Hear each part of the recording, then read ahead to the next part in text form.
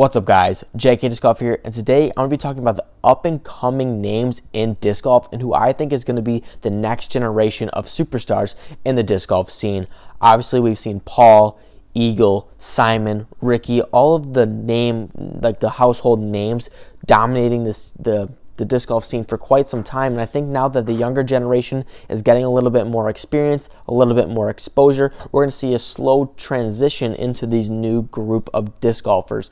Now, don't get me wrong, I don't see Paul or any of these other guys leaving the top anytime soon, but I think that these guys have a chance to give them a run for their money, especially with them being so young, and they're going to grow into the sport. Now, at my number one spot, not really in order, but this guy really struck a bell in my head, who really I love his game and see what he's been doing. He's still only 17 years old, rated 1023. I had him on my underrated disc golfer list, and a lot of people was a fan of Oskari Vikström. Hopefully, again, I'm pronouncing that right, but he's really a talent, and he's really been making a name for himself. Like I said, only 17 years old, so he has time to develop. He's still one of the youngest guys. I wouldn't say he's on tour exactly, but he's been playing a couple of the tour spots, as he's not from America. He's obviously European, but his most notable win was his win in the 2019 Finnish Nationals, which he actually won by 4 strokes. So it didn't come down to the wire. It seemed like he controlled the whole tournament,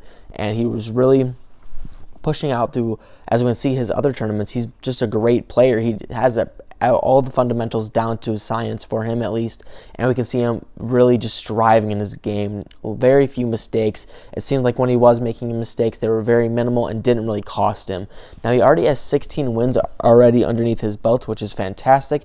Usually the top tier pros, something that I can see, and the difference between a great player and not such a great player, that middle of the pack guy, is being able to finish tournaments. And with 16 wins, he knows how to win. He knows how to kind of take control when he's in the lead, which is actually a skill not a lot of people have, and this can separate him from, again, being great, from good to amazing, and which can put him over the top on some of these other guys. Now, he came in 7th place in the Las Vegas Challenge, where I think he got a lot of his exposure from, especially how I first saw him, because this is the first time I was exposed to him, and after seeing him, I can just see that he has all the skills to be a top-tier pro.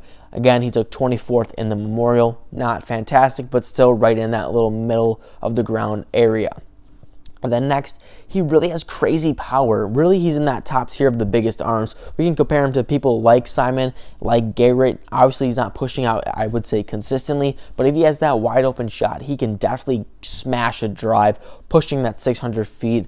So I think that's really on his side, as well as his consistent backhand and forehand. So he can do both. He's not a dominant backhand player, so he has the ability to scramble. He has the ability to throw far forehands, and really what comes down to it is that consistency. The film that I've seen him play, and which he has done better in, he has been just hitting his lines, putting the drive exactly where he wants it every single time, and that's really going to, again, push him to the next level, as well as his phenomenal putt. Really, he just seemed very dialed in, seemed very consistent, which really is what you need to be when you want to be a top-tier pro, is that consistency, that being able to repeat yourself every single tournament in every single round. That's what you need to do to be a top-tier guy, and right now he's really showing off that ability, and he's only 17, so he's obviously had the least amount of exposure to the sport than other people, especially the top tier guys. So that's really exciting to see. He's off to a great start already. He still has time to develop and learn based on other players, so I wouldn't be too surprised to see his name up on the leaderboards in the coming seasons. Now, my second player I have on this list is Anthony Barela, guys. He's 20 years old, rated 1014. His rating did take a little bit of a hit this year, but some of his notable accomplishments are the 2015 Amateur Disc Golf World Championship, the United States Amateur Championship, and he took 4th last year at the GBO, guys. So he really dominated the scene as an amateur. We saw when he was younger, he toured with Paul. He got to play and get mentored by one of the best. So he has the skill, and especially since he's grown a lot since we've really seen him. We've seen him on the scene since he was really young, And now, again, only being 20, he's still young, but now he's over 6 foot tall. So he's got a lot more to work with now, and that's really where he gets that big drive. Again, I would say he's with Ascari and being one of the top throwing pros, so I don't think that power is going to be a problem for him, because even since he was young, we saw him blasting out drives, but he's not up to the best start in 2020 with already 2 50-place finishes, with one being a DNF. I don't really know why he didn't finish the tournament. There might have been an injury, as he's only played in 3 tournaments so far, but it might be school affecting. I know he goes to ASU, so he might be focusing on that more than the professional disc golf scene, which is perfectly fine. But I love to see him going out in tournaments, especially love his aggressive style, which not only allows for great rounds, but can really put himself into trouble as well. I saw the 2019 Disc Golf World Championship, and he was someone that I really wanted to see.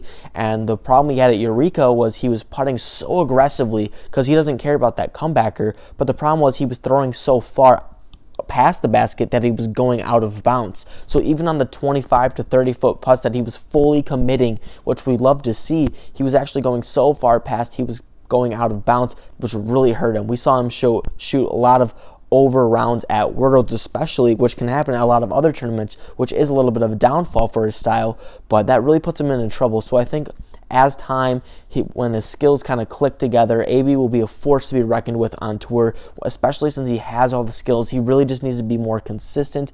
Again, being 20 years old, he has time to develop and he has time to practice. School might be hindering that practice a little tiny bit, but I think that he has the work ethic and he has what it needs to be done to becoming one of the top tier pros, and he's someone that I really would want to see compete in these high level tournaments, competing with people like Paul, kind of being that the trainee beating the master kind of thing. I think that would be a really cool concept to see. But yeah, AB, really great disc golfer. I really hope to see his name coming up, and he has what needs to be done, like I said.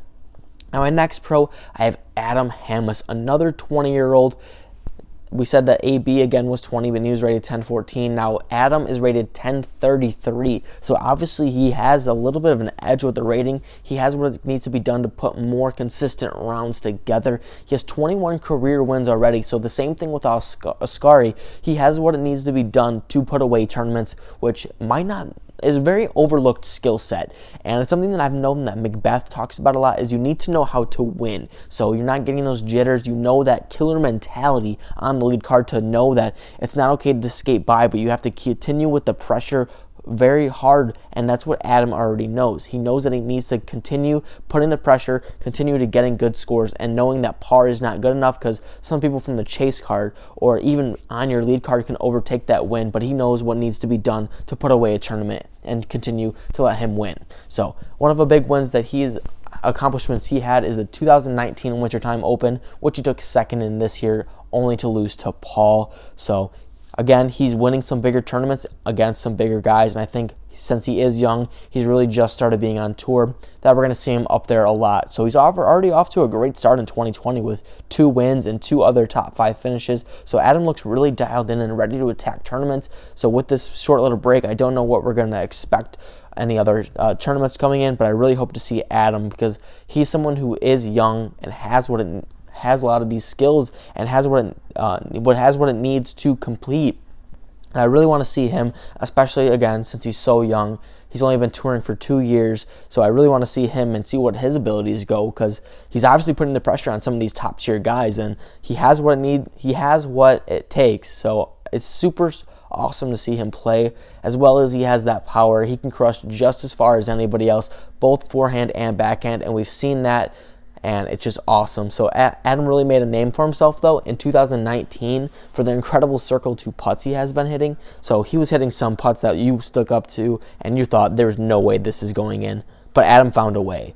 And that just really shows that he's one of the best putters in the game. He's one of the best circle 2 putters in the game, and I think it's just awesome to see him play. And like I said, that's what really puts him apart, is those circle 2 putts, because driving really in the top tier, yeah, you can be Simon and throw just 100 feet farther than everybody else, but most of the pros are throwing that 400-foot distance and a little bit above, so that's not really going to put yourself so much far ahead. But that putt game, that putt really separates people, along with the killer mentality, and Adam has both of those things, so he can really strive in, I think, in the disc golf scene. So my last player I have on this list is maybe a little bit of a guy you might not expect, and that's exactly what I wanted to do on this list. I wanted to show people you might not have thought to be an upcoming pro, upcoming great person, but I'm going to leave you with this one. You guys can agree, disagree. I really want to know in the comment section below. So please let me know who you think is going to be a great up-and-coming disc golfer in the scene. But my last disc golfer is Tristan Tanner, guys. He's the oldest player on this list. He's 21. Don't get me wrong, that is still very young, especially in professional sport, and not only disc golf, because we see people playing it, obviously, who are much older than a lot of other professional sports. But Tristan Tanner is 21 years old, and he's rated 996, so he's the lowest rated on my list, but still has the same potential that everybody else has. Now, he only has one career win, so that mentality might not be there. And we see this in a lot of guys, is that consistency with 3 to 5 rounds might not be there every single time, which that's what separates like McBeth, Wysocki. They can put up consistent numbers all the rounds, when Tristan, who might not have as much experience, can't put together those solid rounds back to back to back, especially tournament to tournament. But like I said, I think he still has the potential. So he's had a really busy season in 2020 already, playing 7 events. So he's obviously on that disc golf grind. He wants to be out there competing, honing in on his skills, trying to get himself an edge. Like I said, rated 996. He has a long way to go if he wants to be one of the best. But I think right now he's definitely showing that he wants to be playing at all these events. Not a lot of people have already played 7 events in 2020, especially. We've seen some play 3, some play 4, but 7, he just seems like he wants to go out and compete, and that's the mentality that I like to see in the professional disc golfer, someone who wants to just go out and win. Like I said, we haven't really seen him have the ability to overcome some other disc golfers with only 1 win, but he's putting himself in close. I think this most impressive performance that we've seen is his 4th place finish at the Las Vegas Challenge, and this was really eye-opening to not only me, but a lot of other disc golfers I know. It was awesome to see him on the lead card and the chase card performing and doing what he does best. And what I think he does best is he has one of the farthest and most consistent forehands on tour, guys. If you don't believe me, go check out the Las Vegas Challenge and just watch his forehand. He was throwing it almost 400 feet, or he was throwing it 400 feet and beyond on pure hyzer. He just trusted his forehand, and he just didn't look like he was generating that much power, but holy cow, he was just launching the disc. Even Nate Sexton himself was like unbelievable by the power this guy had. And it was crazy to see, which I think was awesome. So he is a little bit, or he doesn't say he's forehand dominant, which is very impressive because it seems like he throws the sidearm way farther than his backhand, but he really doesn't. His backhand is still just as good as anybody else. And his putt is just, I wouldn't say overly better than a lot of people's. Like I said, would say Adams is probably better than Tristan, but he still puts himself in a circle 1, and he's still hitting those putts consistently. He just isn't overwhelming anybody with his putting ability, which is completely fine. Being average on your putt and making sure you're hitting those circle 1 putts is very important. Now, is he hitting 60, 50 footers consistently? Maybe not, but is he hitting them once in a while? Yes, and he's doing it to the point where it's still noticeable. So with time, he will definitely grow into the top MPO players with just experience. That's all he needs. He needs a little bit more tournament experience. As I said, he's played 7 events already, so he wants that experience. The more he goes out, he plays, I think the more comfortable he will be. He has all the tools necessary. He just needs to perform in some tournaments, which I hope we get to see him do that this year. He's been putting up impressive numbers, so I really want to see him keep competing, and I want to see that forehand on as many holes as possible, and I want to see him compared to some of the best sidearms in the game, because he really does compete, guys. So that was my list on the up-and-coming disc golfers who I think is going to be push the next generation of disc golfers. So let me know what you guys think of my list, and I want to know who you think is going to be the #1 up-and-coming superstar in the years to come. Please leave it in the comment section below. I want to hear your guys' opinions. Now, if you enjoyed the video and you enjoyed this style of video, make sure to drop a like, guys. It definitely supports the channel, as well as subscribe if you haven't already, guys. But as always, make sure to keep throwing.